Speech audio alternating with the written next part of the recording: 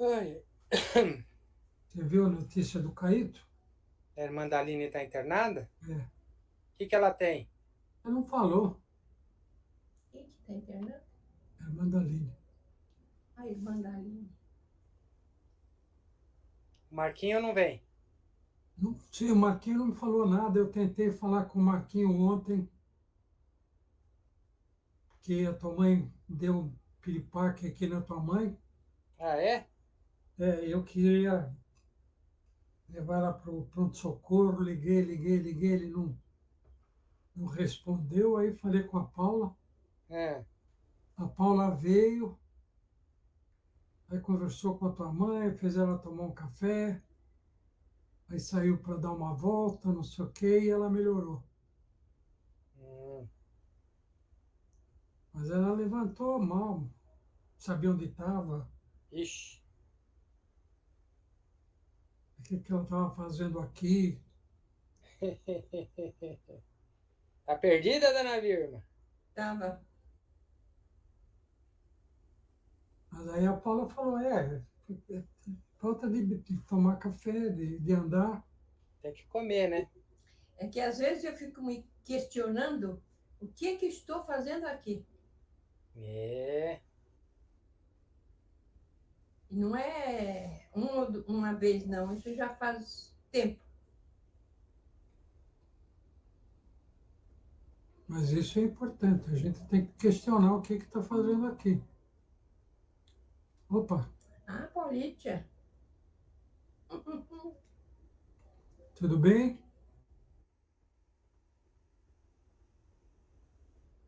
Tá sem som.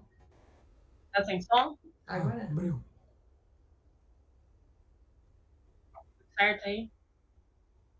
Eu preciso me arrumar aqui, cara. o que tá faltando? Ninguém. Eu não sei se o Marquinho vai entrar ou não.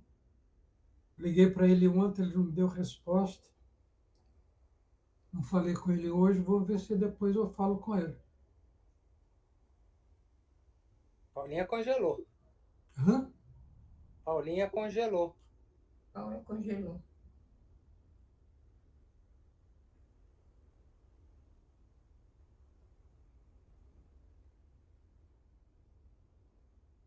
Eu queria tanto ver lá se ele vai ficar. Com quem que ele vai ficar? Quem? Aquele cara lá. Que cara? Aquele negão lá que tava brigando na polícia. Então vai, depois você volta. Opa, Descongelou. Tava congelada, Paula. O meu. Congelou de novo.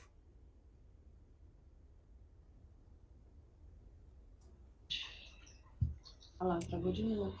Fala pro Mel parar de mexer que fica congelando a tela aí.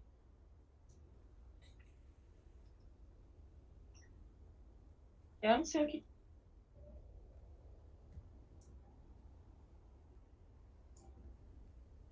Deve ser o teu sinal, Paula. Tá ruim.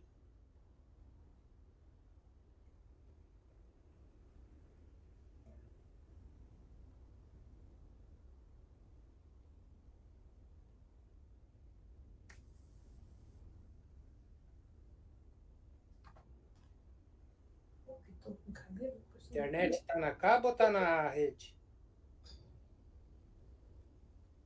Tá um sem fio. É isso então. Bom, Vamos Vem lá? pedir pra mim como. Vamos Agora começar? tá. Está em ordem? Vamos. Vamos começar? O que vocês têm a dizer sobre a proposta de estudo do nosso último encontro? Quem? primeiro que foi adiado, né? Tava todo mundo só tomando cerveja, né? É, Já estava programado para não haver um encontro no dia 2. é. Desde a primeira vez que o seu Caetano mandou lá as datas, não tinha o Ah, dia não 2. tinha? Não. Eu não tinha, porque eu sabia que ia acontecer isso. Aconteceu. E todo mundo tem direito a um dia de folga, né? Até eu que não faço nada. Como não? Faz um monte de coisa. Então vamos lá. Vamos lá. Vocês releram a proposta? Que proposta? Eu não li. Eu dei uma lida Hum, e bom, vamos por partes, né? São 4 partes, na verdade. Mas fala de extinção de sofrimento. Eu não acho que dá para extinguir sofrimento. Eu acho que dá para lidar com ele e acho que ele é necessário. hum, Mas senão você vive no mundo da Da Lua. Alice. hum. O que, o que a gente precisa pensar, talvez, né, é que a gente tem que ter consciência deles. A partir do momento que você tem noção do que está acontecendo, entende, né, você consegue lidar. Mas o sofrimento faz parte. Mais ou menos por aí que eu conduzi a leitura, né? Porque ela vem no sentido de que você consegue eliminar tudo. Não, não consegue. Né? Eu acho que você consegue aceitar, né? A partir do momento que você aceita, o sofrimento é menor e você consegue desconstruir o sofrimento, né? Você transformar ele em alguma outra coisa. Eu pensei nesse sentido. Você, Paula, tem a mesma opinião? Eu não sei. Eu não sei se eu concordo com todos os pontos, mas eu fico pensando muito a partir do que ele estava falando, né? De como o que ficou para mim foi mais a coisa do não alimentar o sofrimento e viver num ciclo vicioso de se eu não estiver sofrendo não está tudo bem, né? Acho que a leitura que eu fiz foi mais no sentido de pensar como a gente consegue romper com padrões de comportamento, né? Porque vivendo no contexto que a gente vive, é muito fácil a gente reclamar de tudo. E a reclamação é um sofrimento infinito, né? Você fica o tempo inteiro reclamando, reclamando, e isso traz mais a sensação do sofrimento e da reclamação infinita. Então, quando eu fiz a leitura, eu acho que eu voltei naquela coisa de quebrar padrão e mudar comportamento, mais do que não sofrer em si ou acabar totalmente com o sofrimento, né? Eu também acho que é impossível acabar com o sofrimento, também acho que faz parte, também acho que é necessário, porque eu acho que tudo que a gente sente é importante sentir em alguma medida. O que me ficou mais forte do texto é que isso não pode te dominar, mas você sentir aquilo, entender aquilo, processar e seguir, né? Conseguindo ver além disso. Tem isso, mas tem mais um monte de outras coisas, para além do sofrimento em si. E eu peguei mais uma coisa da última conversa que a gente teve. Lembra que você falou da moeda, os dois lados e não sei o quê? Né? Tudo também vai depender de como você encara esse sofrimento. Né? Se é de um jeito ruim ou se é de um jeito bom. E eu acredito que nesse processo o que vale é o que se aprende. Você vai aprender alguma coisa. Né? É um processo de aprendizagem, então, de aprendizado, né? Então eu imagino que se a gente conseguir, né? E lógico que isso não é sempre possível, né? Mas se conseguir tirar dessas situações algum aprendizado, numa próxima vez ou você sofre menos ou você não sofre. Porque você já tem consciência do que é aquilo. Certo. Belco, tem alguma coisa? Eu tô bem atrasado, né, com isso tudo aí. Você está Mas, acabando a aula, né? Do nada ele muda de assunto. não, eu li o material dessa semana hoje, né? Eu acho que eu concordo com o que a Paula colocou, né, sobre o sofrimento, você sentir, aprender. também acho que eu não sei, até nem sei falar, tá? Mas Se fosse em número, você conseguia, né? se fosse em número. Não, mas eu acho que é a questão de você se importar com o que precisa, né? Não sofrer com o que não tem valor, né? Com o que não vai fazer diferença, com o que não vai acrescentar nada. É você escolher o que você quer sofrer, né? Dá para sofrer por tudo, né? Alguma coisa você vai, mas ter essa consciência, né? De que você está escolhendo, né? Qual que é o seu sofrimento.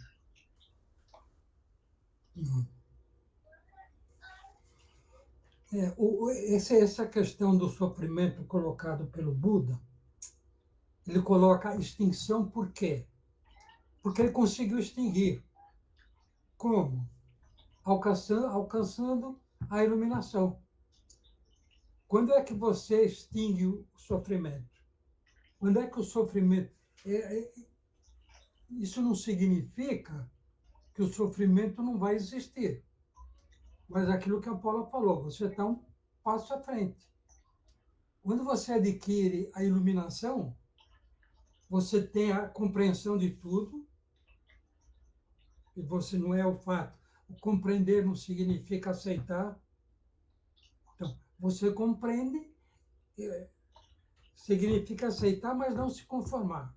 E aceita aquilo como uma coisa natural da vida. Então, eu acredito que é sobre esse aspecto que o Buda fala sobre a extinção do sofrimento. Nós vamos extinguir o sofrimento a partir do momento que nós alcançarmos a iluminação. E o que é a iluminação?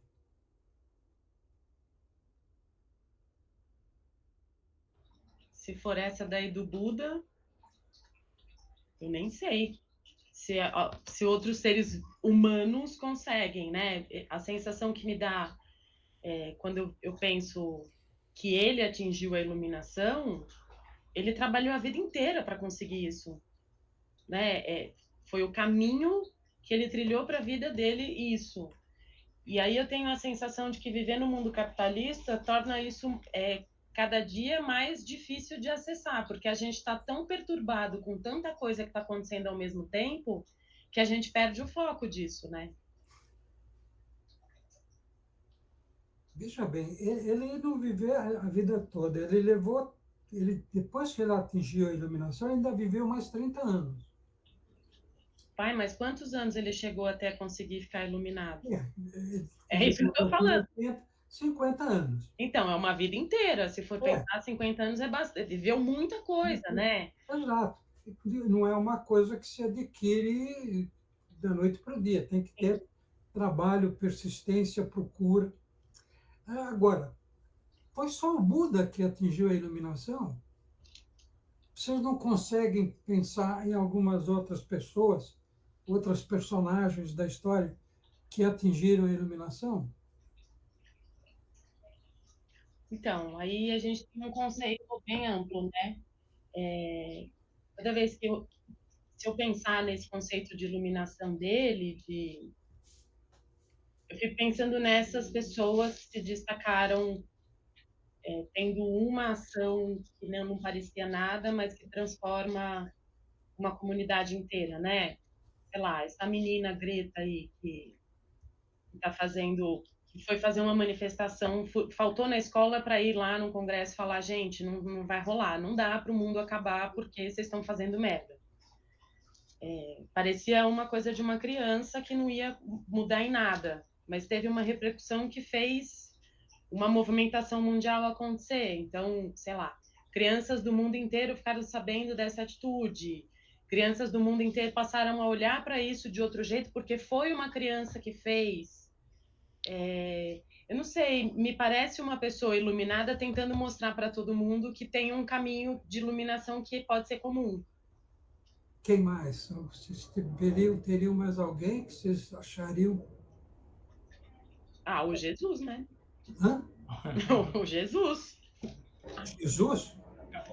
Quem mais? Ele não foi iluminado? O cara. A controvérsia, Cristo é isso daí, né? Ungido, né? Depende do que você está considerando como iluminado, né? Você vai ter várias personalidades que tiveram grandes influências. Iluminado O Gandhi foi um. a partir do princípio do que ele diz, da extinção do sofrimento. A extinção, que é um termo que forte. A extinção do sofrimento não significa que o sofrimento não vai continuar existindo. Significa que você não vai sofrer. O Gandhi teria alcançado isso? Não, ele sofreu a vida inteira. Mas Ele, o Mandela, todo mundo ele sofreu a vida inteira. sofreu, mas De forma consciente, ele sabia o que estava fazendo. iluminado, tranquilo. Se for por esse aspecto, eu acho que sim. E o Sócrates? O Sócrates jogava no Corinthians. Doutor? O Sócrates é um outro elemento que foi um iluminado. Mas aí todos os filósofos? Não, todos não. O Nietzsche, você não pode dizer que o Nietzsche foi o Schopenhauer, porque foram até a morte, foram elementos torturados. Então, porque tirando os gregos, todos os que vêm na sequência, que são do Ocidente, são massacrados porque suas ideias não são contemporâneas, são sempre futuristas, né? São sempre ideias que explicam coisas que tornam essas pessoas criminosas para o contexto que elas vivem, né? E eu acredito que nem os gregos, nem os romanos, na época em que eles viviam, eles também não eram, assim, apesar de ser de elite, eles também não eram personas gratas, de uma forma geral. Os gregos, você não são todos os filósofos gregos. Você não pode considerar, eu, por exemplo, não considero que Platão atingiu a iluminação.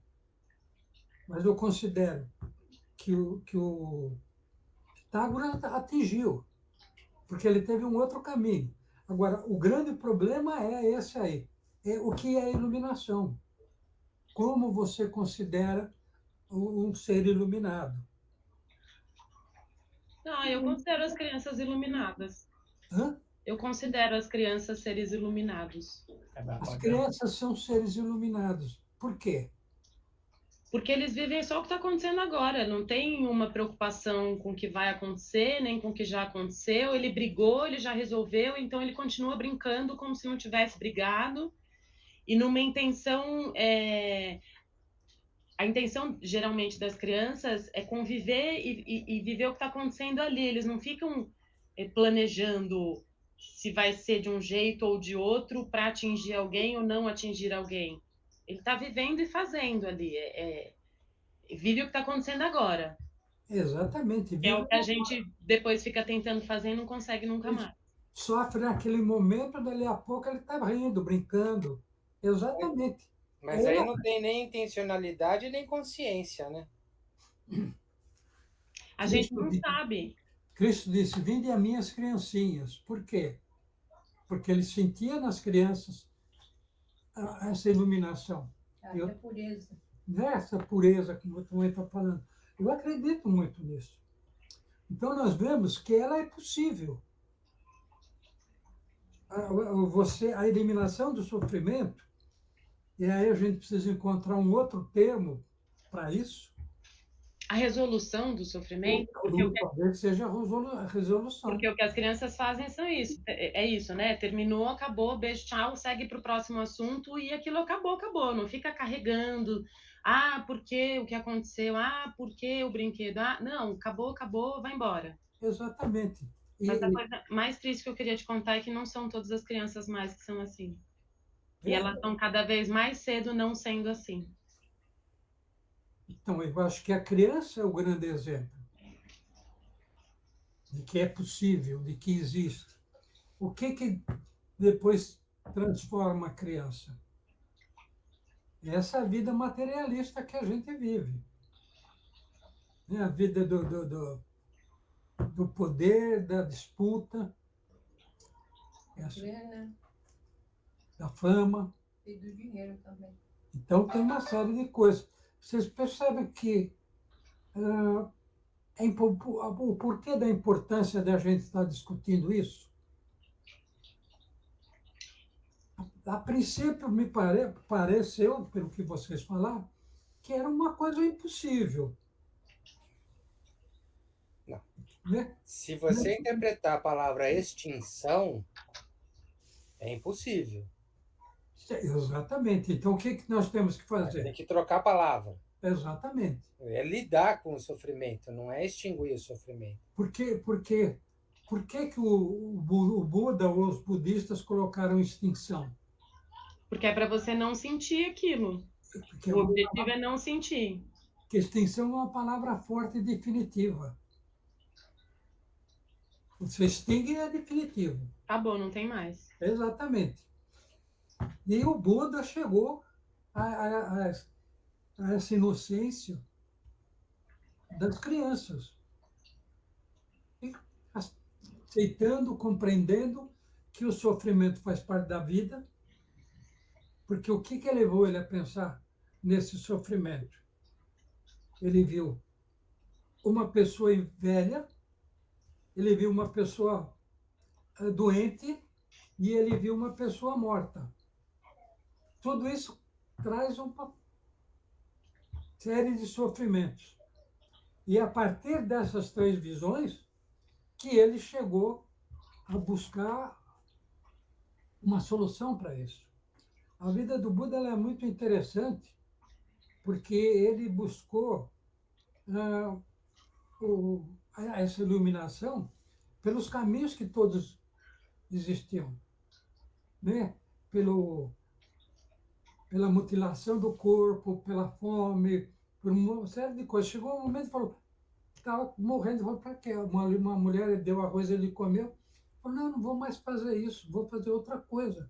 Deve existir algum meio. Deve existir algum meio. O que os espíritas falam sobre a iluminação? Que você tem várias reencarnações até você atingir o grau de conhecimento necessário para passar para um outro nível. É a mesma coisa que o estudo. As crianças, eles vão passando de fase em fase até chegar a uma fase que eles possam conviver e viver disso.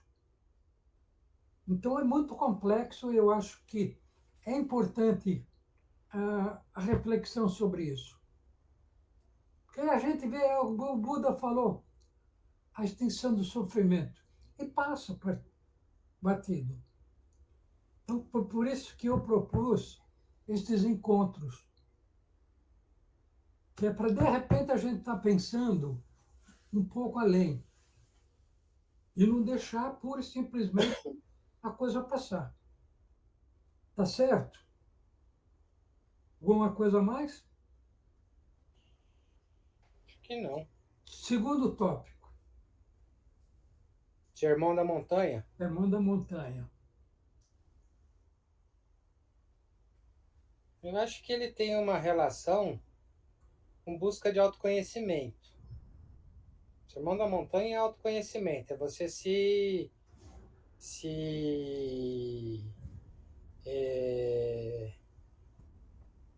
procurar se entender enquanto ser existente. E a partir daí, né, começar a se livrar daquelas coisas que te amarram nesse ambiente terreno. É sair dessa coisa do ter e passar para a coisa do ser. Né? Eu entendo o Sermão da Montanha desse jeito, quando ele traz todo aquele monte de parábola que ele apresenta, é no sentido de que a gente tem que trabalhar mais a questão do eu, né? E reconhecer a questão do ego. O ego está voltado para o material e o eu está voltado para o espiritual. Eu entendi dessa forma. Paula? Eu não sei. Eu achei complexo demais, mas eu vejo isso também, que o Xande está falando dessa coisa de equilibrar, né, esse ego com esse eu e fazer um caminho não menos tortuoso, mas menos não consigo lembrar a palavra, menos tendencioso, não era tendencioso que eu ia falar, mas serve, né? Porque eu acho que o mais difícil é encontrar equilíbrio, Viciado.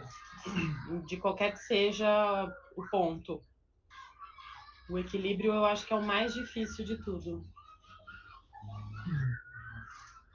Mel? E Estão matando lá, quem é? Pode falar. As crianças gritando na É na rua. rua aqui. fala aí, Melco, pode falar. Não tenho nada para comentar, não. E tem uma coisa, pai, que eu também. Você faz uma provocação de relacionar a mente zen, né? É o pobre de espírito e o pobre pelo espírito, né? E aí entra aquela questão de você tá buscando não é uma iluminação, mas é um desapego dessas questões mais materiais e competitivas de ser humano para trabalhar numa condição mais fraterna e mais cooperativa entre as pessoas, alguma coisa nesse sentido. Não sei se foi claro. Na verdade, ele fala sobre o que no Sermão da Montanha? Bem-aventuranças. So- Então, as bem-aventuranças? São as bem-aventuranças. Então, O que é um bem-aventurado?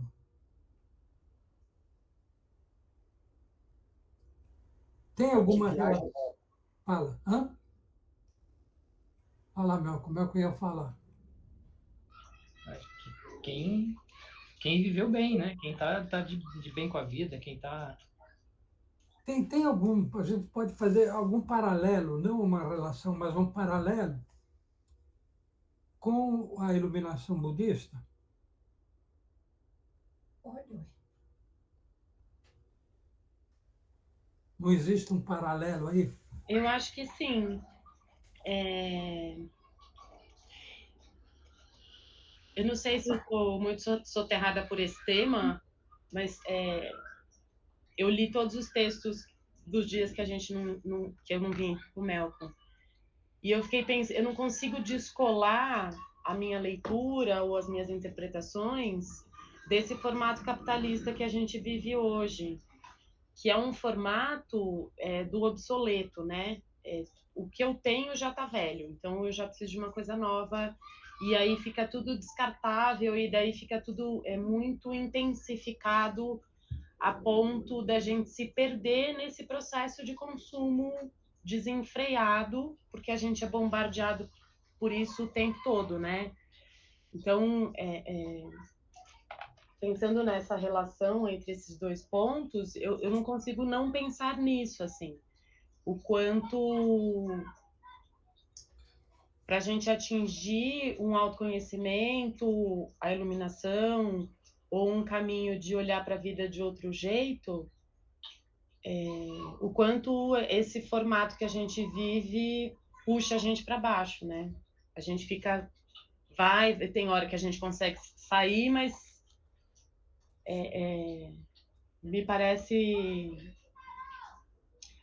um furacão mesmo dentro d'água, né? Um redemoinho ali que vai te puxando e você tentando subir.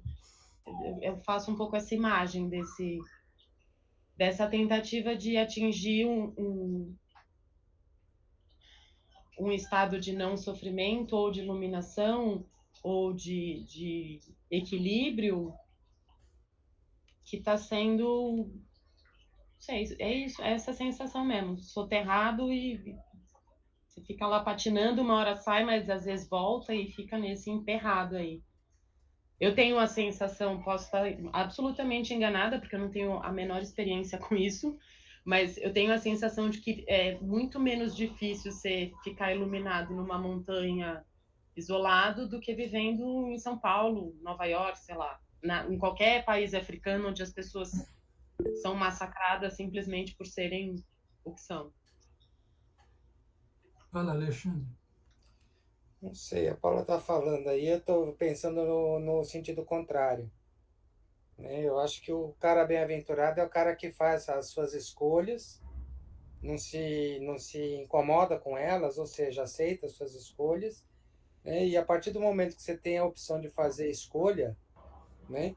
Independe se você está no capitalismo, se você está num sistema escravocrata, não interessa o meio que você está.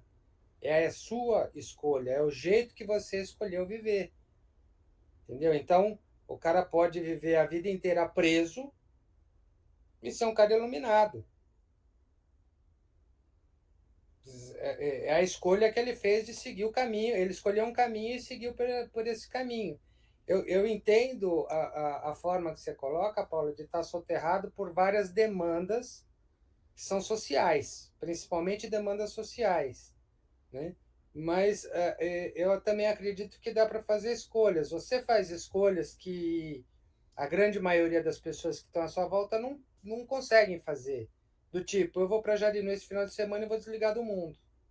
É uma escolha que você pode fazer e que talvez outras pessoas não possam, né? Agora, se não tiver Jarinu, você escolhe ir para casa da sua amiga lá em Campos do Jordão, para dar uma desconectada. É uma escolha. Lógico que para fazer essa escolha você tem que ter meios, né? Mas você consegue, a partir do momento que você faz escolhe um determinado caminho, você vai atrás dos meios necessários para seguir nesse caminho. Aí faz parte do processo. Aí você não precisa estar se sentindo cobrado ou se sentindo pressionado por uma sociedade de consumo. Pelo menos eu penso desse jeito. Vocês conhecem a história do Thoreau? Henri Thoreau? Quem? O Arthur Thoreau, que viveu numa floresta. Dizem que ele estava dando aula, olhou para fora, viu o sol lindo, as árvores, não sei o quê, jogou o giz lá fora e foi embora e foi morar no meio da floresta sozinho. Que é o que o Xande está falando, foi uma escolha. E a partir desse momento ele se transformou num filósofo e viveu na solidão. Quer dizer, ele vivia no redemoinho que é uma faculdade e escolheu isso. Né? Agora, o importante é a gente ter consciência do que é realmente ser um bem-aventurado. O bem-aventurado tem uma relação com o iluminado, porque ele convive com tudo. Ele não deixa de viver o sofrimento, ele não deixa de viver a falta, ele não deixa de viver a opressão, que é o nosso caso, o que a Paula falou agora. Nós somos oprimidos o tempo todo com essa. É só pegar o celular, a cada 10 minutos o cara está mandando uma mensagem para você, o que é que você atenda. O que é isso? Não é uma opressão, não é um sufoco? A partir do momento que você aprende a viver com isso, você é um bem-aventurado. O grande problema das bem-aventuranças é a primeira. Porque nós temos como é que chama? Você transforma de uma língua a tradução do que Cristo diz, bem-aventurados os pobres de espírito. Os mansos e humildes de coração. Agora, o problema é, se o cara é pobre de espírito, qual é o conceito que se tem hoje? Que ele é um retardado. Que ele é um ignorante. Agora, o Humberto Roden, ele fez uma tradução, ou ele encontrou uma tradução entre tantas que existem, bem-aventurados os pobres pelo Espírito. E foi por isso que eu fiz aquela correlação entre o Zen budismo. né? Como é que é o termo que eles usam? Mente zen, mente de principiante. O pobre pelo espírito, ele é pobre porque ele quer. Ele é pobre nas coisas que ele quer. Porque e tem outro assunto importante a gente considerar. Quando Jesus falou isso, para quem ele falou isso e em que circunstâncias ele falou isso. O povo que o ouvia, a maioria, talvez 99%, era um povo pobre, humilhado, oprimido pelos romanos. Então, não é essa pobreza que ele coloca. Ele é o pobre pelo espírito, porque ele sabe que ele vai crescer. Ele é um pobre que sabe que não tem uma iluminação, ele sabe que não tem, e ele aceita e vai crescer. Eu acredito muito nessa interpretação. Não num pobre de espírito, porque é retardado, porque não tem nenhuma condição de evolução, mas um pobre pelo espírito, que tem a possibilidade. E essa possibilidade todos nós temos. É só você aceitar o preço disso. Que falando em capitalismo, tem um preço. E não é pouco. Não é? Como a Paula falou, é mais fácil você viver afastado para você atingir a iluminação do que você viver nessa vida louca que todos nós vivemos. É mais possível, não sei. Eu nunca tive isso. É difícil, é uma vida que a gente imagina. E que daí entra no lugar do. Eu não consigo lembrar a palavra nenhuma. No lugar do ideal, né? É um lugar de idealizar como se na montanha lá que o cara se iluminou, ele tinha paz, silêncio e sossego e isso tornava a situação possível para ele. Eu também não faço ideia, Mas também. vai ter o perrengue do cara me ver na montanha. Sim, então, mas é isso que eu estou dizendo. A gente Entendeu? cai num lugar, eu nunca vivi isso, não conheço a montanha e é um ideal, é um lugar idealizado. Você fala, nossa, que delícia, que Sim. mar... Aí Todo você mundo. pensa, o que, que o cara vai comer, aonde ele vai arrumar água, onde ele vai dormir, vai passar frio, não vai passar Então, frio. mas você pensa isso porque você é uma pessoa que conhece meio do mato. Quem não Não, são conhece meio do mato, necessidades básicas. essas pessoas não é esse o caminho, eu acho, que geralmente acontece. As pessoas pensam mesmo nesse caminho de eu estou num lugar que é impossível, ele estava num lugar que era muito mais fácil. Tirando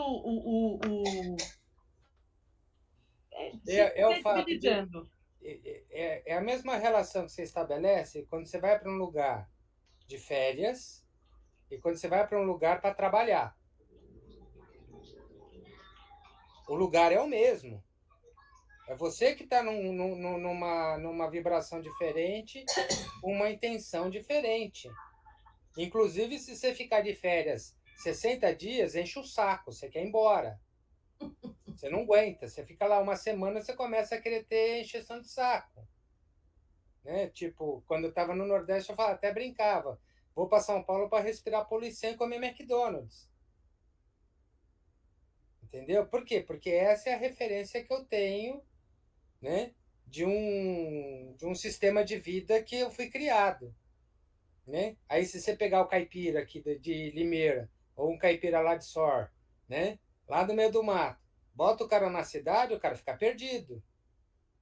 E se a gente para olhar a vida que ele leva, de repente o cara é simples e ele é um cara iluminado, ele está feliz da vida com a vida que ele tem. Mas você para analisar, você fala, puta, esse cara só se ferra. O cara levanta às 4, cuida de galinha, não sei o que e tal, quando dá, vai tomar café às 8 horas da manhã, depois vai capinar, vai fazer um monte de coisa. A vida que ele escolheu, é escolha. Será que ele escolheu? Não sei, às vezes não escolheu, mas de repente o cara está feliz lá, né? Exatamente. Porque muitas vezes não é escolha. Eu acredito que na maioria das vezes não é escolha. Talvez a gente use o termo como destino. O destino dele é esse. Ele tem que passar por isso. E aí entra as concepções do espiritismo, que nós não vamos entrar nisso agora. Mas é aquele tipo de vida que ele tem que levar. O Abraham Lincoln, por exemplo. O Abraham Lincoln foi um cara desses. Ele era da roça, semi-analfabeto até os 20 anos, e de repente ele falou, eu vou virar chave, e virou. E se tornou um personagem histórico. Mesmo dentro da consciência americana, que é uma consciência muito diferente da nossa, que a gente não aceita, e eles não aceitam a nossa, mas ele se transformou numa personalidade mundial, não só dos Estados Unidos. Então, são esses os momentos que a gente tem que parar para pensar o que é ser bem-aventurado. Que existe bem-aventurados os pobres de espírito, bem-aventurados os puros de coração, bem-aventurados os mansos. Cada palavra dessa tem um significado. Porque herdarão a Por terra. que é manso? Porque herdarão a terra. Por que é pobre de espírito? Por que é puro de coração? Então, por isso que eu coloquei aqui, que eu acho que todos nós vivenciamos isso no dia a dia, nessa vida conturbada, louca que a gente vive, e tem essas oportunidades. O que precisa para isso? É parar para pensar, que eu acredito que é o que a gente está fazendo. Alguma coisa a mais ou nós vamos subir a montanha? Podemos subir. Então, nós estamos Eu subindo. digo que subir montanha é difícil, viu? Hã? Eu digo que subir montanha é difícil. Você... Tanto subir quanto descer. Os dois, tanto para cima quanto para baixo, é bem difícil de fazer. Exatamente. O problema é subir, ficar lá e descansar o resto da vida. Com relação a isso, eu acho que nós já discutimos o suficiente, né? Ficou clara a relação entre a mente zen, mente de principiante, e essa colocação do bem-aventurado? Dá para fazer uma correlação ou não? Eu misturei tudo aqui, pai. Você falou mente Mente zen, mente de aprendiz. Mente zen, mente de aprendiz. Ah, é. Porque eu fui pensando um monte de coisa enquanto eu fui escrevendo, e aí a hora que eu escrevi achei que estava errado, tá certo. Então, se a gente colocar como mente de aprendiz, essa mente zen é o que as crianças, que a gente estava falando agora das crianças, né? Eles não estão preocupados se eles estão ensinando, aprendendo, eles estão vivendo ali, socializando e compartilhando tudo, mesmo que seja numa disputa ou mesmo que seja em qualquer ação para delimitar território, é muito mais fácil trabalhar coletivamente com as crianças. Elas conseguem com mais facilidade ser generosas e compartilhar do que alguns adultos. Né? Acho que essa mente de aprendiz entra nesse lugar dessa possibilidade não fechada de você definir uma coisa e aquilo está definido, cristalizado, né? Alguma coisa, Chan? Não, eu ainda estou na... A relação, para mim, das bem-aventuranças está na parte de autoconhecimento. De mente zen, mente de principiante. Autoconhecimento, É a parte de você estar aberto, né, captando o que está acontecendo à sua volta e está aprendendo com isso e se identificando nesse meio. O que você está fazendo nesse meio? Né? Qual que é o seu papel nessa história toda? Porque quando se fala em zen, quando se fala, o cara é zen, o que você acha? Normalmente se fala isso para um camarada tranquilo, sereno, que que não briga com a vida, não sei o quê. Não é essa a opinião que a gente tem? Ou a maior parte das pessoas tem? É. Só que tem uma coisa. Mente zen, mente de principiante. Ele é principiante feliz. Porque é difícil, o mais complicado é você ser principiante revoltado, infeliz. Né? Você não está satisfeito com o que. A Paula é professora, mas é professora de criança, não passou por esse problema, mas o Xande passou. O cara que traz um monte de conhecimentos, e você fala alguma coisa e ele acha que sabe mais do que você. E quando ele percebe que ele está aprendendo o que ele não sabia, ele fica infeliz. Ou não aconteceu? Isso aconteceu até comigo já. Hã? Já aconteceu até comigo. Até com você. De olhar e falar assim, não sei porra nenhuma, aí é o momento da escolha. Senta e chora ou corre atrás, né? Exatamente. Então, é mente de principiante. Mas tem algum momento que a gente tem essa Essa lucidez. soberba de achar que sabe tudo? Se tem algum momento, Que pergunta para o Xande. é o Não, que não, mais acontece. não. Eu estou falando o comportamento das pessoas, sim. Não, com a Vejo. gente acontece isso, Paulo. Mas como que a gente entra nessa soberba de achar que sabe tudo? Um exemplo, você toma 5 cervejas e acha que sabe dirigir. Isso é Beba. soberba. Soberba. Isso é soberba, Sim, não é? sim. Ou eu sei como chega no lugar e eu não aceito fazer outro caminho. Isso também é soberba. O burro Né? É também. que assim a gente tenta reconhecer em coisas grandiosas, mas a soberba está em pequenas coisas. Sim, mas Que a entendi. gente não aceita a mudança, entendeu? É o fato de, assim, tipo, quantas vezes você já parou para escutar a sua assistente falar para você, vamos fazer de outro jeito? Isso foi Quando uma. você tem um plano de aula estabelecido, o prazo está curto e não sei o que, você fala, bom, é desse jeito, acabou. Isso é soberba. Sim. Lógico que você tem que adotar. Não estou falando que eu não tenho que adotar, É que eu não faço isso. mas é a soberba. Tipo, eu tenho que entregar o relatório amanhã. Meu amigo, não fala comigo que eu escrever está ótimo. Por que você não faz isso, pô? Por que eu não faço isso? Porque eu estou trabalhando com gente. Porque você tem a mente zen. Não, eu estou trabalhando com outras pessoas, eu não posso fazer isso. Você percebe? É um caso típico, claro, de que o Xande colocou um exemplo sensacional. Você bateu isso, você tem a mente zen. Isso é ter a mente zen. Porque se a Mente zen pessoa não está é falando aquele alguma cara que anda coisa, nas nuvens. Ele não anda nas nuvens, ele anda no chão. Né? O Buda, quando ele fala em iluminação, o cara não ilumina, não é que nem a ascensão de Jesus.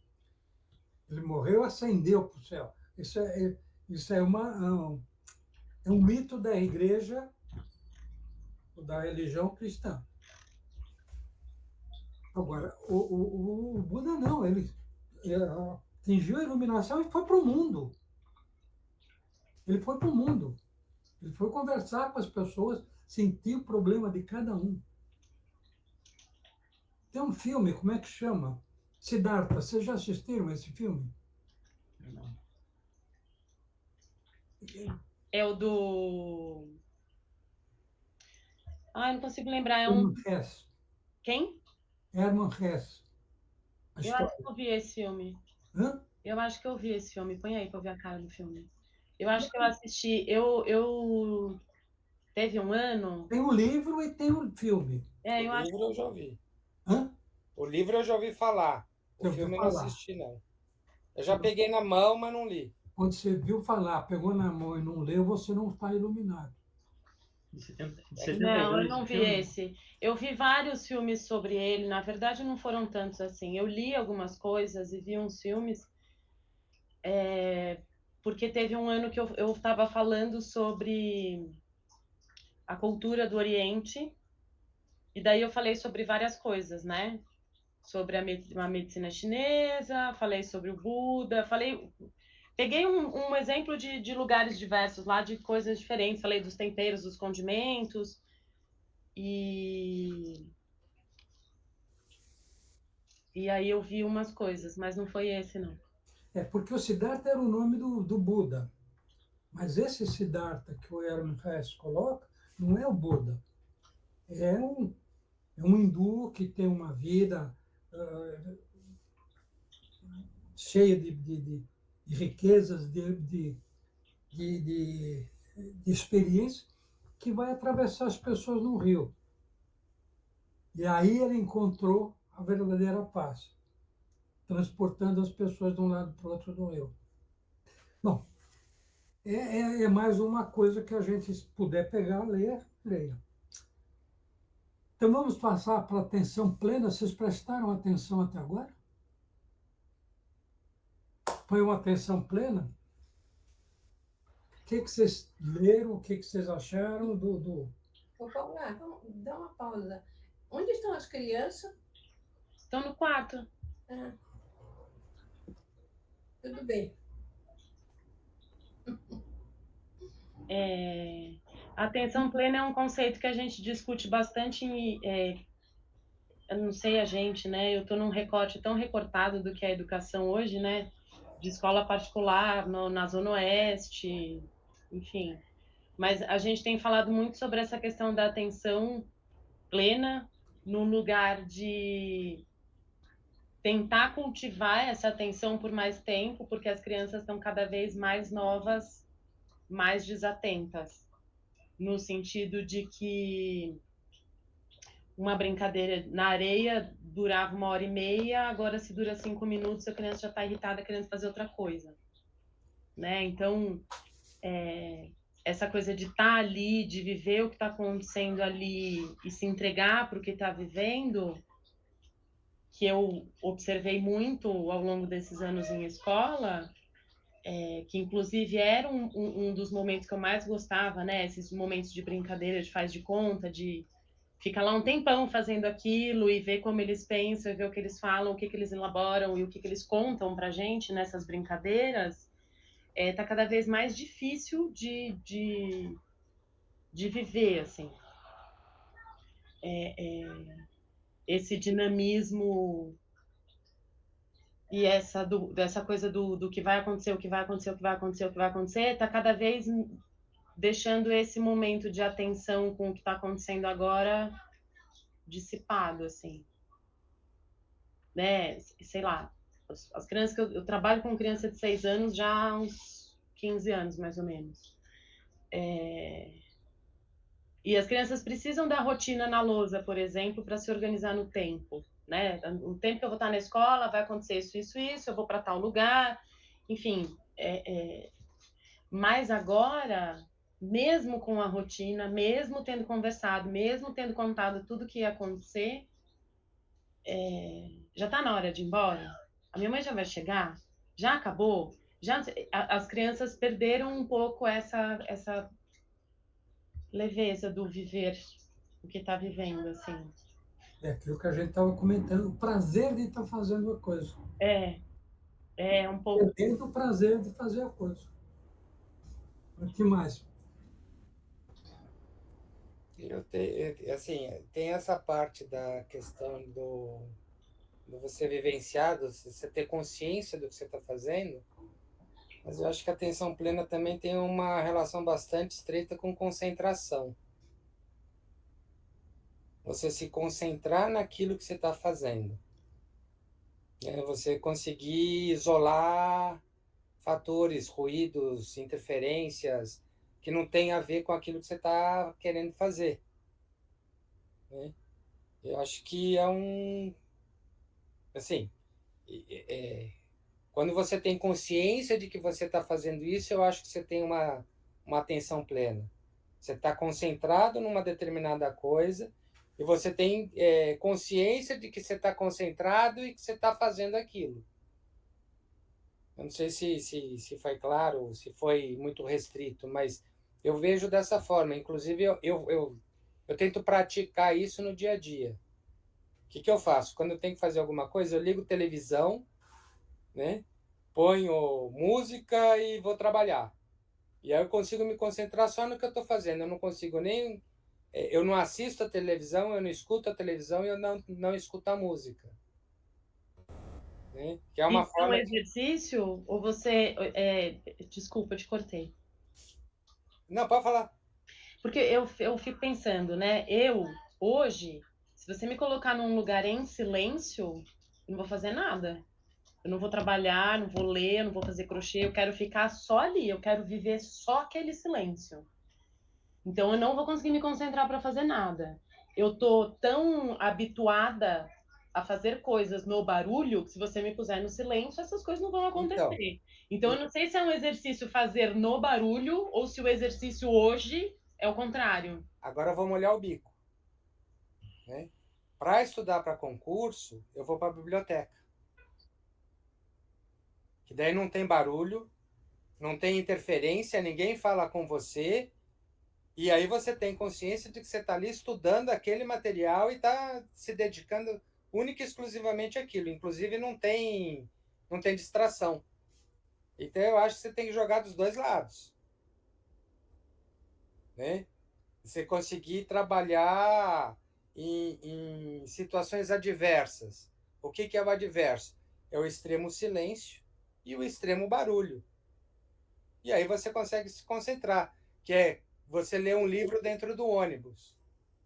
Você consegue ler um livro dentro do ônibus e entender o que está escrito no livro? Sem vomitar? Sem vomitar. Aí vem a concentração e vem a atenção. Porque depois de uma certa idade, a gente começa a passar mal, né? De ficar lendo em movimento, né? Eu sempre passei. Toma um Dramin. Eu sempre passei, mas eu fico pensando nesse negócio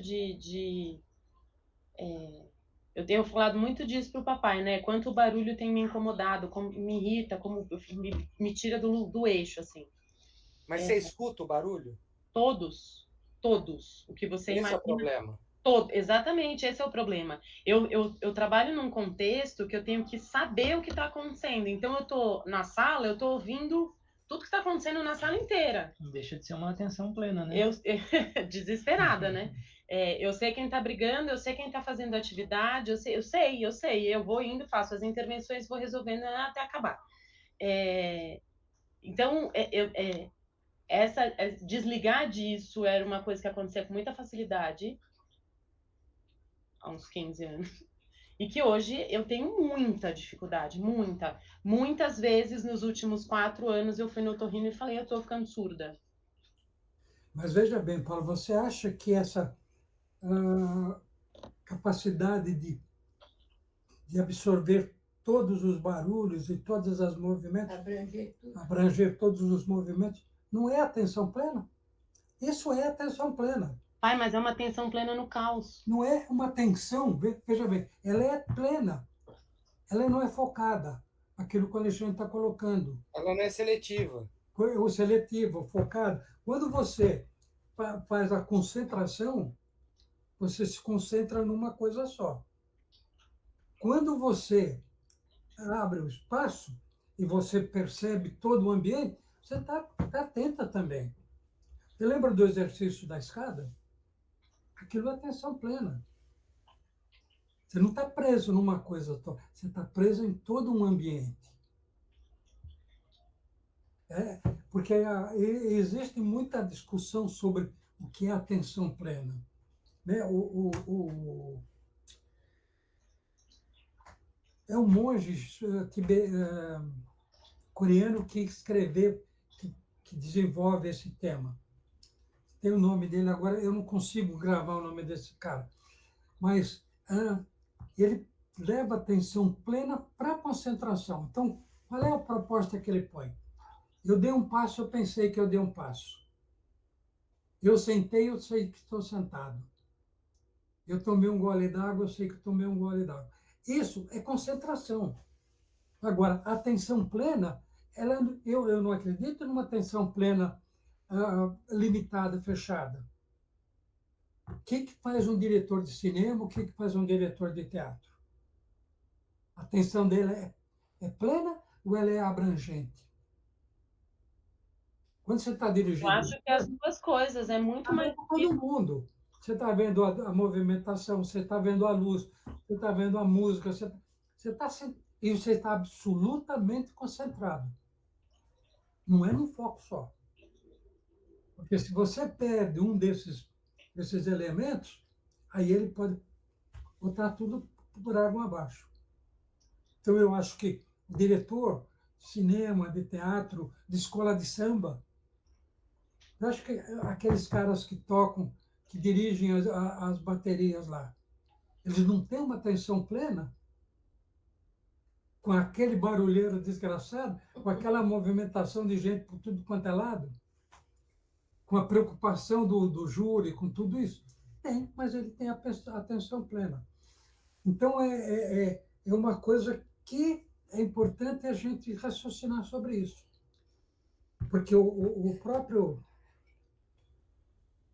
monge budista, ele diz, a atenção plena tem a ver com o sétimo caminho da senda óptica do Buda, que é a concentração. Mas ele vai além. A atenção tem que ir além. Porque se você, é o teu caso, se você ficar concentrada só numa criança, o que acontece? Vira uma loucura. vai pegar fogo na sala.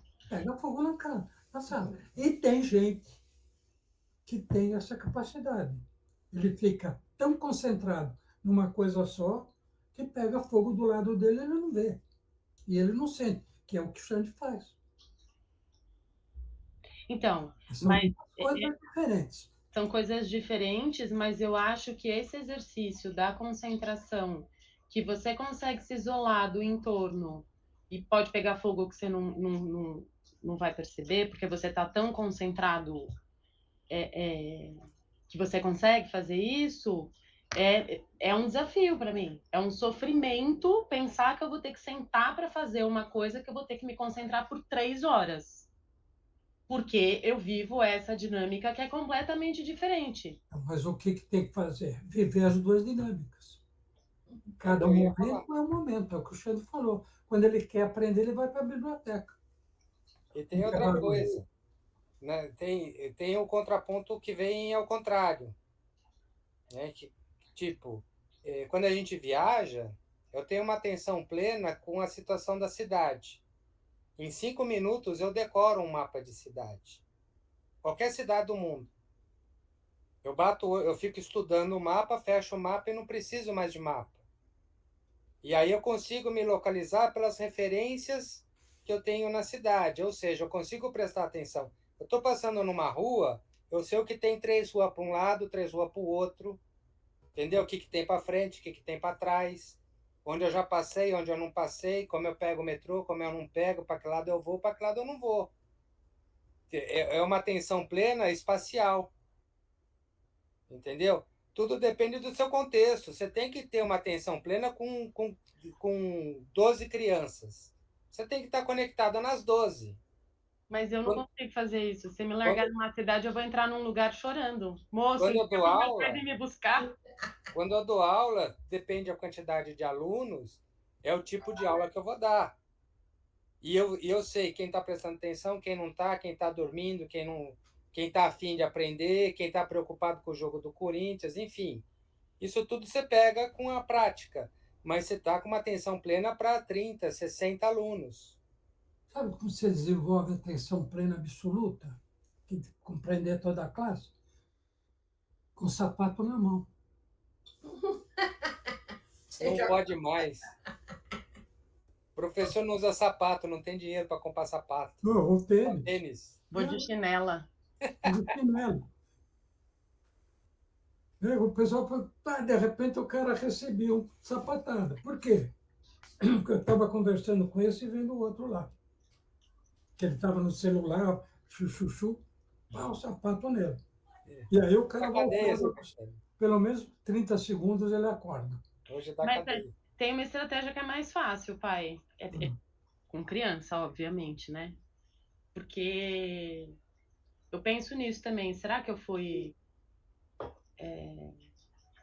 Brusca. medrosa? Porque é muito mais fácil trabalhar com criança do que com adulto, né? Eu nunca tive Depende. coragem de trabalhar com criança. Muito mais fácil trabalhar com criança que com adulto. Então, eu não jogo sapato, mas se eu tô falando e eles não estão prestando atenção, eu vou subindo nas coisas. Eu subo na mesa, subo no armário e continuo falando do mesmo jeito que eu tô falando. Aí eles começam a olhar, Ana Paula subiu, não sei o que, Ana Paula, não sei o que. Aí eu falo para eles, se eu precisar falar aqui alto com vocês, vou falar aqui alto com vocês. Presta atenção no que eu tô falando. Aí eles começam a rir, você tá falando alto, você tá só em cima, não sei o quê. Então, eles se concentram no que eu preciso e aí eu consigo engatar no que eu quero. Mas tem sala que se eu fizer isso, eles vão me amarrar lá em cima no ventilador e ó, tchau, Ana Paula, morre aí. Então, tem o outro aspecto. Quando o barulho é demais, você diminui o tom de voz. Que é o que eu fazia na faculdade. Você vai falando mais Eu vou baixo. falava cada vez mais baixo. Aí eu Ou fica quieto. exatamente. Olha eles me ensinando a Tem dar um aula pra momento, criança. tem um momento que você precisa aumentar a voz e tem um momento que você abaixa. Ou o Xande joga o sapato. Não, eu não jogo sapato. Eu paro de falar. Ou eu falo baixo. Então, Começo a falar baixinho. Eu já usei todas essas estratégias, todas elas funcionam, mas eu ainda É que é criança, né, Paulo? Então, e eu ainda acho que tem uma coisa que é muito séria e que está cada vez pior, que é as pessoas estão na mão das crianças, né? As crianças estão sequestrando os adultos. A gente vive numa sociedade de famílias sequestradas, onde as crianças fazem o que querem. E que traz muita angústia, porque quando eles fazem uma coisa que não é para fazer, não é para desafiar a gente, mas é para confirmar a regra. Pelo amor de Deus, me fala que o que eu estou fazendo está errado. Eu preciso que você me diga, né? Você confirme para mim que o que você falou há 5 minutos continua valendo. Então, tem brincadeiras. Aí eu entendo que tem que ser leve, que tem que ser divertido. E dar bronca. Bom, criança não dá, mas arremessar coisas. É sempre um caminho que. Às vezes eu jogo, tem um passarinho de tecido na sala, eu jogo para cima, eles ficam, não vai cair, né? Eles saem correndo para pegar. Mas jogar coisa neles assim, já tive vontade de jogar cadeira, mas não. Então, porque esse negócio de jogar o tênis, o sapato, eu aprendi no primário. Eu tinha um professor que jogava giz. E eu já tive estudante que jogou cadeira em mim. E o professor jogava giz.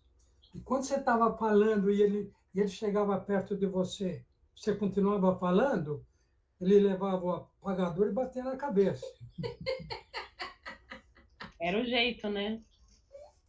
Quer dizer, eu aprendi por aí. Eu nunca bati em ninguém, mas o sapato eu aprendi com ele. O professor Manias, ele chama. Manias? Cheio de mania, né?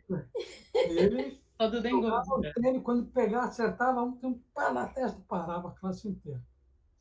Por mais 10 minutos, 15 E se o minutos, menino chorasse? ele... Aí apanhava. Imagina, vai chorar menino ainda? Naquela época ele não ajoelhava mais no milho, não ajoelhava, mas ficava de pé de costas para a sala. Mas hoje é diferente. E criança, eu nunca tive coragem de trabalhar com criança. Me ofereceram para dar aula para criança, tudo. Falei, eu não tenho competência. Porque é outra postura, é outro comportamento, é tudo diferente. Eu sei disso. Mas é mais fácil, pai. Hã? É mais fácil. Talvez seja Depende para pra quê. você. Então, Para mim não é. é que eu acho, eu não sei se eu concordo com você. Porque é só você pensar no seu comportamento quando você encontra suas netas desde pequenininhas. Você tem um comportamento de educador de criança. Da brincadeira, da conversa, do chegar junto, do ler a história. Isso é comportamento de educador de criança, não de adulto. Vamos lá. Com referência à importância da atenção plena, eu acho que está muito claro, e da necessidade que nós temos de desenvolver isso, de vivenciar, porque o grande problema, em tudo que nós estamos vendo, não é você pensar, não é você estudar, é você vivenciar, porque é o que o Buda propôs e é o que Cristo propõe nas bem-aventuranças. Você tem que vivenciar aquilo. E você só aprende quando você vivencia. E mais importante do que aprender, você compartilha. Porque aquilo que você vivencia, que você compartilha. Porque o resto é tudo teoria. Tá certo? Eu não sei, eu acho que por hoje, como a clientela é curta, pequena, a gente chegou num fim. O Marquinhos, não sei o que ele Eu fez. acho que eu tenho um momento de atenção plena que a gente fez, que eu achei que foi bom.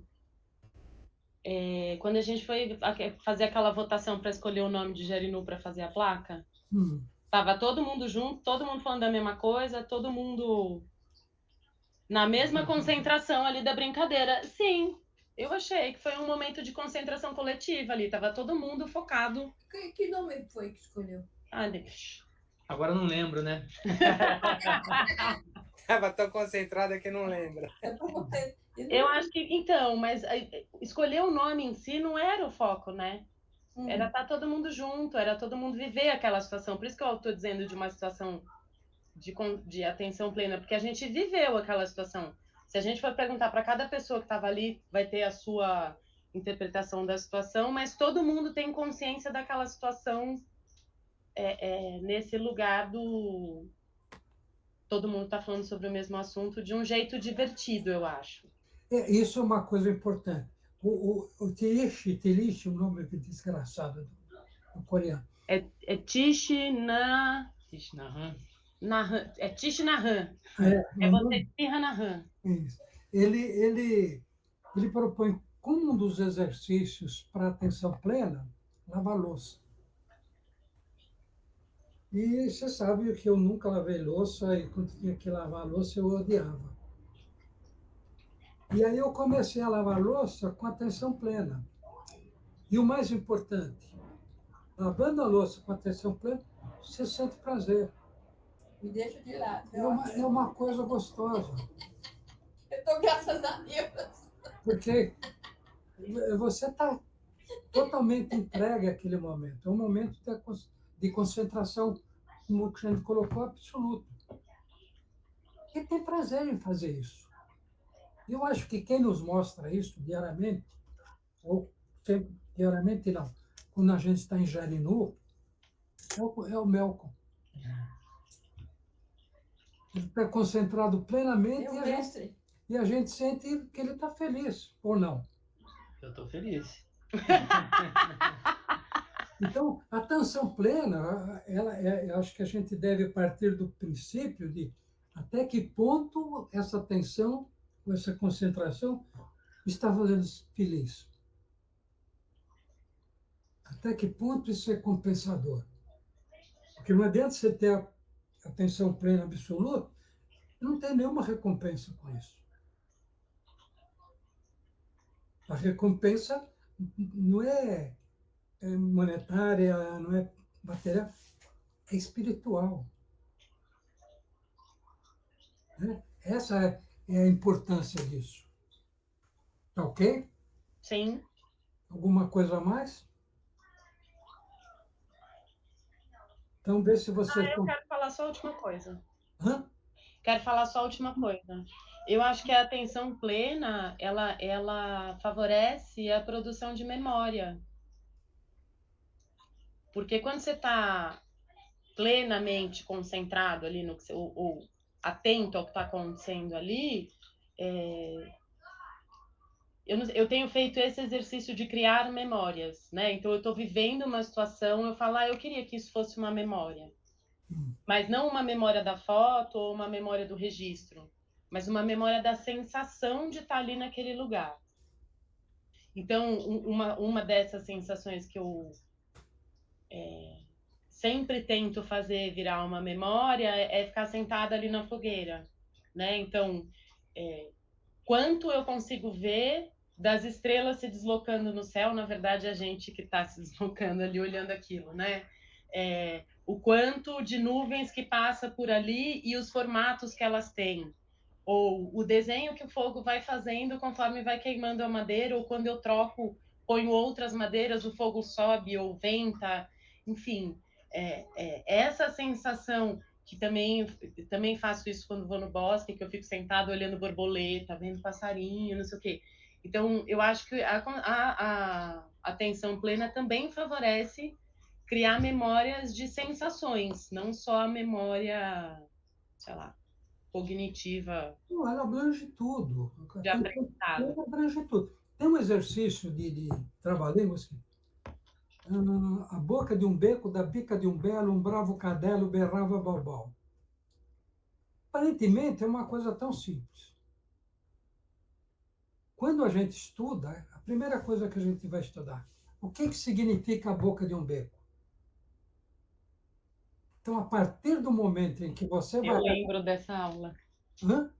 Eu lembro dessa aula com memória. A partir do momento que você vai trabalhar isso, você está com atenção plena. O que é a boca de um beco? Da bica de um belo. O que é bica? Então, quando você fala em bica, a boca de um beco, da bica de um belo, um bravo cadelo, se você falar secamente, não tem prazer nenhum. Se você falar boca de um beco, você vê essa boca de um beco. Você sente a atmosfera dessa boca de um beco. Né? A boca de um beco da bica de um belo. O que é a bica? Onde ela cai? Essa água. Se você passar por cada uma dessas fases, você está com atenção plena. E sentindo prazer em fazer. Porque, normalmente, o trava-línguas é uma coisa muito chata. Ou pode se tornar chato, porque é como se estudava antigamente a tabuada. Repetição, repetição, repetição, até memorizar. Não é isso que faz você memorizar. O que faz você memorizar é você compreender o porquê. Então, você só cria memória de uma coisa que é significativa, né? Se ela não tem significado, você não tem memória. Exatamente. Não, você memoriza. Essa memorização decorada. Quando você decorava a tabela... Então, mas aí não é uma memorização, é um automatismo. É automatismo. É diferente. Sei lá, então, não dá para falar que é diferente, né? Porque quando a gente fala, sei lá, de dirigir ou andar de bicicleta, a gente fala de uma memória muscular, né? Você vai automatizando os movimentos do seu corpo para fazer aquilo. Existem centenas de vertentes para você chegar a esse lugar. O importante é, no nosso caso específico, neste momento, existe atenção plena nisso que eu estou fazendo? Seria importante eu colocar atenção ou me valer da atenção plena? A atenção plena é só concentração? Ou é só mentalização? Então, existe uma série de coisas. Por isso que eu estou trazendo essas coisas para nós discutirmos. Não sei se está sendo adequado. Eu gosto. Tem coisa que eu acho difícil, mas eu gosto. Para mim tá bom também. Eu só acho que de vez em quando pega pesado, né? Tem muita coisa. A minha questão nem é a quantidade de coisa, mas a intensidade da coisa. Porque é de verdade isso, acho que serve para qualquer assunto, né? Da intensidade de como a gente está vivendo agora, né? E aí algumas coisas pegam nos lugares mais difíceis, que eu acho que é o objetivo mesmo, né? É a gente olhar para essas coisas enquanto a gente está lendo e entender. Eu não Afinal, sei, isso é se autoconhecer, né? eu não sei se eu estou conseguindo fazer, se está acontecendo. Mas a minha intenção é que, por exemplo, dessa vez nós trabalhamos 4 temas. E que um tema seja a continuidade do outro. Que ele tenha uma relação direta. Mas a cada leitura você tem essa complementaridade. É difícil você desconectar do que você já leu. Né? Tanto é que, assim, para dar um exemplo, quando a Aline fala, a Aline resgata tudo que veio atrás. Então, e tem uma coisa, né? Quando a gente vai aprender uma coisa nova, a gente não zera tudo que a gente sabe, né? A gente parte do que a gente já sabe para daí ampliar ou questionar o que a gente sabe, enfim. Mas acho que a discussão ela vai abranger o que você tem de experiência para ampliar ou para questionar o que você acredita, né? Exato, porque uma coisa complementa a outra, ou uma coisa se apoia na outra. Eu acho que o aprendizado está nisso. Vocês estão achando que é muita coisa? Vai piorar. Daí a gente Vai acha. ter prova no final? E se tiver prova no final, eu vou mal. Vai ter prova escrita? Chamada oral? Não, a prova é mental. É pior. Nós vamos fazer uma prova pela telepatia. Telepata. Então tá Tem a bom. pata, só tá faltando o tele. A Télia tá aqui, ó. A tele, eu vou trazer um pato aqui. Vou falar pra Mel fazer um pato pra gente. Eu tenho um pato aqui. De crochê? O que falta para terminar o encontro? Meditação. Meditação. Vocês têm feito meditação? Olha lá, o Xande trouxe Não o... é pato, Xande, isso é É vampiro. morcego. É um morcego. Pato, é de pôr na banheira. É morcego, não é pato? É pato. É pato de Halloween? É. Não, é lá da Bratislava. Ah. Vamos lá, tem alguém que vocês conseguiram gravar 5 minutos de música, não? Não. Eu não consigo fazer meditação. Para mim, não. Começa a dar conflito. Conflito de interesse. Por quê? O que é... O cérebro não quer desligar. Hã? O cérebro não quer desligar. Estou fazendo muita coisa. E pensa o que é mais importante, né? Eu, como não faço muita coisa, ao longo do mês que eu fiquei trabalhando o dia inteiro, eu fiz bem pouco. Eu fiz mais na escola com as crianças do que de verdade, porque lá não tô, né? Tô prestando atenção neles. Mas eu tenho tentado fazer em alguns momentos do dia, assim, para dar uma... Se eu percebo que eu estou muito acelerada, eu saio, vou no banheiro, fico lá sentada um pouco, respiro, com o objetivo de não perder meu réu primário. A meditação é exatamente para quem está como o Xande, que não consegue desligar. Não é que eu não consigo, eu não posso. Tem a diferença entre... O que é? Tem uma diferença entre eu posso Você e eu não pode? preciso. Eu não posso desligar. Ah, Tem que terminar os relatórios, tem prazo, as coisas tudo tá estourando, então tem que terminar. Simples assim. mas aí é o tal problema da concentração que você falou. Agora eu estou pensando no trabalho, agora estou pensando na meditação. Você A minha desligar. meditação é nadar. Ah, é que tá. A minha Quando você está meditação... nadando, você está pensando no trabalho? Não. Então, qual é a diferença entre você estar nadando e você estar sentado durante 5 minutos e mudar o foco? Ah, não sei, eu não... Porque nadando eu estou preocupado só em nadar. Porque nadando, o corpo inteiro está se mexendo. E agora Agora, parado é muito mais difícil ficar parado sem se mexer, concentrado em, sei lá, na respiração, numa música, em alguma coisa só. eu acho, pelo menos, né? Para mim é igual. Eu tenho criticado muito esse movimento ansioso das crianças, que tudo é para ontem, não sei o quê. Eu tenho falado muito sobre isso, inclusive para as famílias, que eu percebo que a família é igual. Falo nas reuniões de pais. Isso só acontece porque eu preciso ouvir isso. Eu não estou falando para eles fazerem, eu estou falando porque eu preciso ouvir para continuar reafirmando, porque eu tenho tido muita dificuldade de desacelerar, de sair, de desligar, de vou prestar atenção só nisso. Então, existem coisas que tem um momento que é a coisa mais importante do mundo. Para todo mundo. Ninguém não tem esse momento. Dormir. Hã? Fazer cocô. Dormir. Cagar. Dormir. Fazer Todo cocô. mundo senta e é importante. E quando você está cagando, você pensa num monte de coisa. Você não fica pensando na merda. Você pensa no mundo. Você pensa nos teus problemas. Ah, não sei, se você tá com uma dor de barriga, Depende da dor de barriga. Então, mas eu não sei se é porque eu tô perto disso ainda, não tanto quanto antes, porque as meninas já estão grandes. Mas o cocô sempre foi uma preocupação, de ver se o cocô tá bonito para ver se a criança tá boa. Não, você está pensando nelas, eu estou falando em você. Então, quando eu vou no banheiro, eu faço a mesma coisa. Exato, mas só, Olhando pro meu cocô. isso Pra é ver se tá... resultado.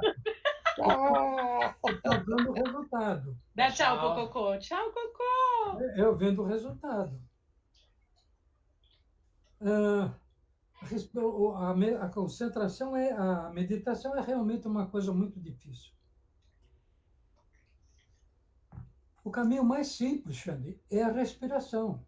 eu sei, pai, Da mas mesma forma que você respira para nadar, e você tem que se concentrar na respiração, ou para ela se tornar automática, porque ela não vira automática de repente. Ela ficou automática porque você direcionou para lá, não é isso? é lógico. A meditação é a mesma coisa. Então, inspira, conta 1. 1, expira 1. Expira 2, expira 2. Até 10. Chegou no 10, você começa de novo. Se você se perder no meio do caminho, começa do 0, do 1 de novo. Sem se preocupar com o resultado. Qual é a tua preocupação? Qual é a atenção que você tem que ter agora? Plena. É na respiração. E na contagem. De 1 a 10. Se você estudar um pouco, você vai saber contar de 1 a 10. 1, 2, 3. Você chega lá. Se você for até o 3, tá bom. Vou ligar pro Marquinho. Ô pai, e a pessoa que fica louca subindo? Toda vez que eu vou subir escada, eu conto o degrau. Eu também. Todas as escadas, pai. Todas. Isso me dá muito nervoso, porque tem hora que eu preciso pensar em outra coisa e eu não consigo. Eu me perco porque eu começo a contar os degraus. O problema, qual é a vantagem, o que você pode fazer? É o que você está concentrado, o que você está fazendo. Amplia a tua observação. Por que esse degrau é feito? É azulejo? É ladrilho? É mármore? É cimento? Qual é a extensão desse degrau? Qual é a altura? Você vai mudando. Isso, mesmo que você vá contando, você amplia. Mas é muita loucura isso, não é? Não, não é loucura. Tem uma doença que faz o que... Chama transtorno obsessivo compulsivo. Tem um filme que passa isso, não me lembro. Que ele não pisa no... como é o nome? Que é o Dustin Hoffman que faz, Rayman. Não é? Não é o Rayman, é o outro que ele faz a mulher. Tutsi? Não, é o... No Tutsi também, não é? Que ele pisa no chão, ele não pisa no... Ele não pisa no... Não é? No ladrilho cor diferente lá? Exato. Mas isso não é problema. Vamos concentrar, vamos fazer a meditação. Ele não vai conseguir, ele chora. Se não consegue, chora, você vai ver como melhora. Vocês têm o despertador aí, 5 minutos? Vai ser sem música? Hã? Vocês podem. Tem música para colocar? Eu vou Tem aí, Xande? Pera lá. Não sei, cadê?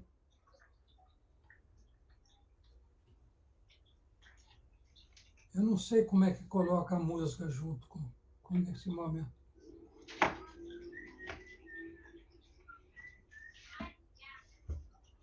Tem mosquito aqui embaixo da mesa. Tem?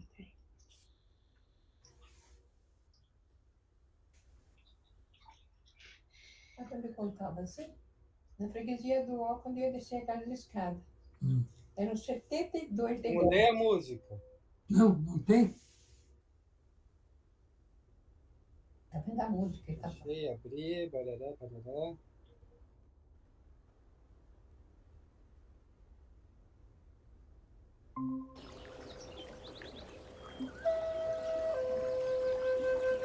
Tá bom essa?